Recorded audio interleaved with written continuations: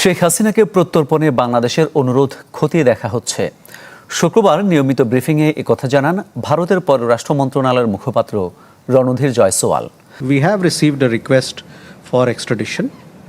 This request, as we have said earlier as well, is under examination, and the request is being taken into consideration, giving the legalities that are involved and judicial processes that are involved. আসলেন police কিন্তু ওনাকে India থেকে ধরে আনে নাই, যেমন red নোটিশের মাধ্যমে যদি ধরে আসতো তাহলে গ্রেপ্তার। উনি কিন্তু আসলেন সারেন্ডার করার জন্য, সারেন্ডারটা উদ্দেশ্য নিয়ে আসলেন ট্রাইব্যুনালে করবেন, কিন্তু উনি কিন্তু গ্রেপ্তার হয়ে গেলেন। ওই গ্রেপ্তারটাও কিন্তু একটা সারেন্ডার পুলিশের কাছে। উনি তো জেনেই আসলেন যে উনি পুলিশ ধরলেও তার কিছু করার নাই। আর উনি যদি এই কোর্টে যাওয়ার জন্য আদালতে আলাদা একটা রিট পিটিশন ফাইল করেন, এরকম অনেক ঘটনা বাংলাদেশে হয়েছে যে আমি আদালতে গিয়ে সারেন্ডার করব, অহরহ অনেক আদেশই পাওয়া যায়। যদি আদালত সেরকম আদেশ দেয় তাহলে উনি আদালতে গিয়ে সারেন্ডার করে বলতে পারবেন আমি আসছি, আপনি ফাঁসি দিয়েছেন, আপনার আদালতে আমি আত্মসমর্পণ করলাম। আদালত তার সাথে সাথে তাকে জেলখানায় পাঠিয়ে দেবে। তারপরে উনি তার আইনজীবীদের মাধ্যমে সার্টিফাইড কপি নিয়ে আপিলের প্রশ্ন আসবে। এটাও বিতর্ক আছে, আপনাকে বলে দেই। আপিলের বিতর্ক হবে। যারা বলছেন চিফ প্রসিকিউটর অন্যান্য যারা বলছেন আপিলের সুযোগ নাই, তারা তো আপিলের সুযোগ তো দরকার নাই, তাদের কাছে শেখ হাসিনাকে দেন না, তারা তো তাকে আপনার টুকরা টুকরো করে কেটে দিতে চাচ্ছেন। তাদের তো বিচারেরও দরকার নাই, তারা তো ওই দিন পেলে তাকে ওখানে পেলে কি করতো এটা তো তারা নিজেরাই বক্তব্য দিয়ে দিয়েছেন। কাজে ওইটার ব্যাপারে তো কোনো বক্তব্য নাই। আমরা ধরবো আদালতের বিষয়, তার একটা আদালত কর্তৃক ফাঁসি হয়েছে সত্য, কিন্তু এটির তো ধাপ আছে, আপিল করতে পারবেন। এইটি আসলেই যে কার্যকরী হয়ে যাবে তা তো না। অতএব আইন দিয়ে তো তাকে ঠেকানো যাওয়ার সুযোগ নাই, তাকেই তো প্রোটেকশন নেওয়ার জন্য সে যদি আসে তাহলে এটা তো ওয়েলকাম করে, আইন তো তাকে ওয়েলকাম করে। কোনোদিনই কোনো মৃত্যুদণ্ড হাইকোর্টের কনফার্মেশন অ্যাপিল ডিভিশনের ছাড়া, এটা আপনি শুনেছেন? একটা রেকর্ড আপনি বের করতে পারবেন যে একটা ফাঁসি কার্যকরী হয়ে যাবে? সরকার তো তাকে অনেক দিন থেকে চাচ্ছে, ইন্ডিয়াকে বারবার বলতেছে ভাই দিয়া দাও দিয়া দাও দিয়া দাও, তাই না? এখন যখন সে আসতে চাচ্ছে, এই জায়গাটায় প্রশ্ন হলো এখন এত বিচলিত কেন এই প্রসিকিউটর থেকে আরম্ভ করে অনেকে? একটাই কারণ, কারণ আপনি জানেন যে 5ই আগস্টের যেটা গণ অভ্যুত্থান হিসেবে আমরা বলছি, সেখানে জনগণ অবশ্যই অনেক জনগণই যেটা পরিবর্তন চেয়েছিল, কিন্তু পরিবর্তনের ধারণাটা 1 মাসের মধ্যেই এই পরিবর্তনের ধারণাটা মানুষ বুঝতে পেরেছে। আমরা পরিবর্তন চেয়েছিলি এক ধরনের, কিন্তু এটা ছিনতাই হয়ে পরিকল্পনাটা বাস্তবায়িত হয়েছে আর এক ধরনের।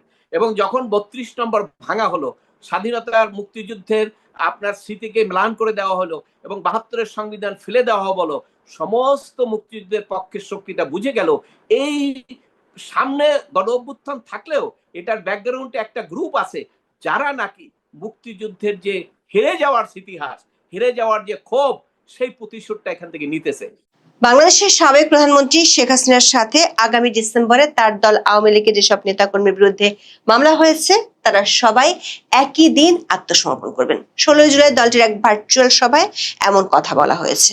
দলটির তথ্য অনুযায়ী 24 5 আগস্টের পর থেকে এখন পর্যন্ত বাংলাদেশে দলটির 12.5 লাখ নেতা কর্মীর বিরুদ্ধে মামলা দায়ের হয়েছে। নানান ধরনের মামলায় অভিযুক্ত সবাই একই সাথে শেখ হাসিনার সাথে আত্মসমর্পণ করবেন বলে দলটির বৃহস্পতিবারের সভায় জানানো হয়েছে।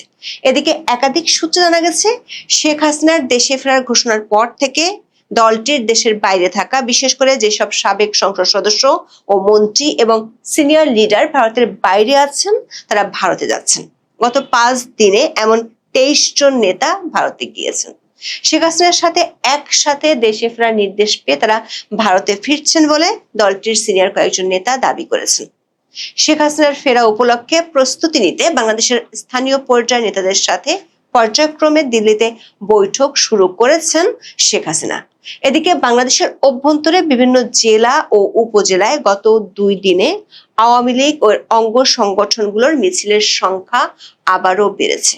16 জুলাই শেখ হাসিনার কারাবরণ দিবস এবং গোপালগঞ্জ হত্যাকাণ্ডের প্রতিবাদ দিবস উপলক্ষে আওয়ামী লীগ ও অঙ্গ সংগঠনগুলো কমপক্ষে 42টি স্থানে মিছিল করেছে। এমন প্রেক্ষাপটে বিষয়টি নিয়ে সরকারের সংশ্লিষ্ট মহলেও আলোচনা হয়েছে। পুলিশের একাধিক সূত্র বলছে, আওয়ামী লীগের মিছিল ঠেকাতে পুলিশি তৎপরতা বাড়ানোর নির্দেশ দেওয়া হয়েছে।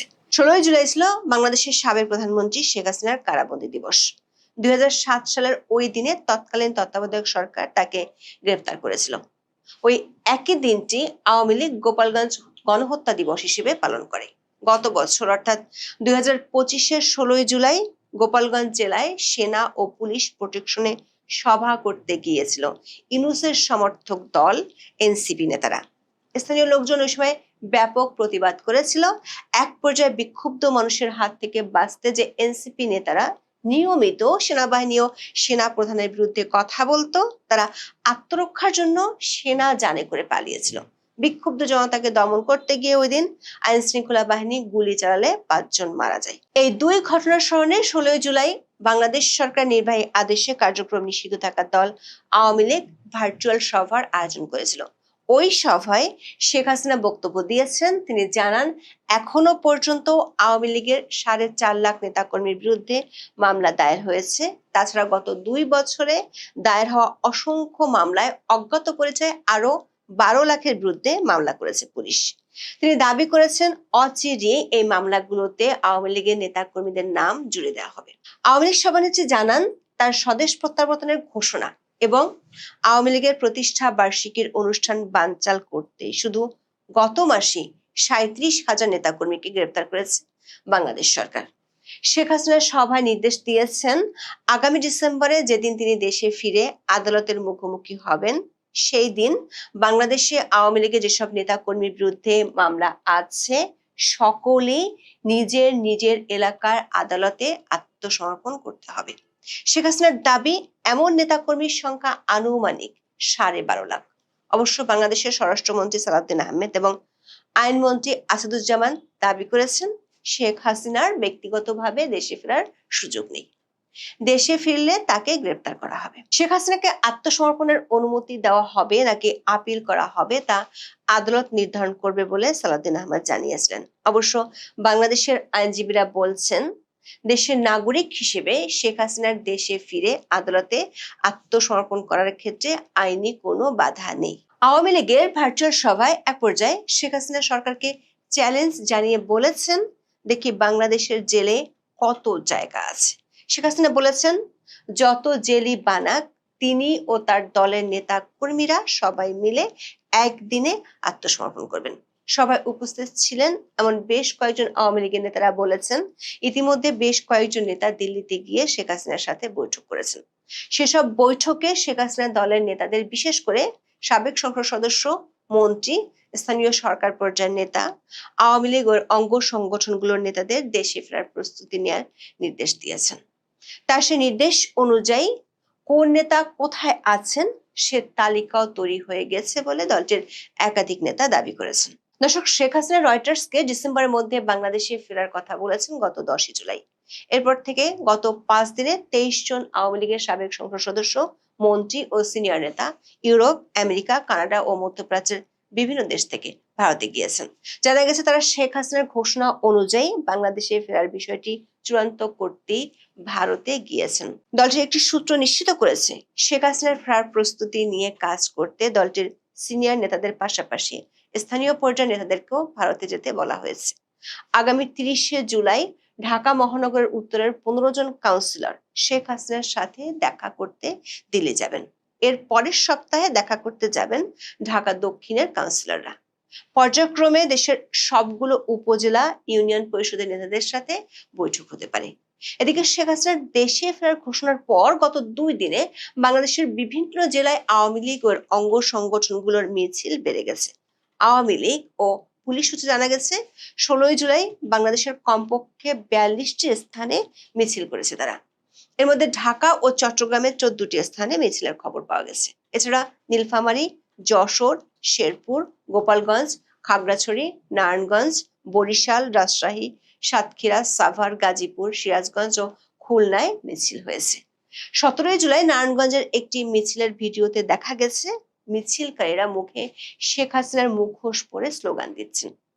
আওয়ামী লীগের মিছিল হঠাৎ করে বেড়ে যাওয়ায় সরকারের শীর্ষ মহলও বিষয়টি নিয়ে আলোচনা হয়েছে। বাংলাদেশের ইংরেজি দৈনিক দ্য ডেইলি স্টারে 17 জুলাই প্রকাশিত এক খবরে বলা হয়েছে, দেশের প্রধানমন্ত্রী তারেক রহমান আওয়ামী লীগ, ছাত্রলীগ, যুবলীগ, অন্যান্য সহযোগী সংগঠনের বিরুদ্ধে চলমান অভিযান জোরদার করতে সংশ্লিষ্ট কর্তৃপক্ষকে নির্দেশ দিয়েছেন। রিপোর্টটিতে দাবি করা হয়েছে, তারেক রহমান জনগণের নিরাপত্তার জন্য হুমকি হয় কিংবা আইন শৃঙ্খলার বিঘ্ন ঘটাতে পারে এমন কর্মকাণ্ড যাতে কার্যক্রম নিষিদ্ধ থাকা দল ও সংগঠনের সদস্যরা করতে না পারে, তার জন্য আইন শৃঙ্খলা রক্ষাকারী বাহিনী ও মাঠ প্রশাসনকে আরো সজাগ থাকার নির্দেশ দিয়েছেন।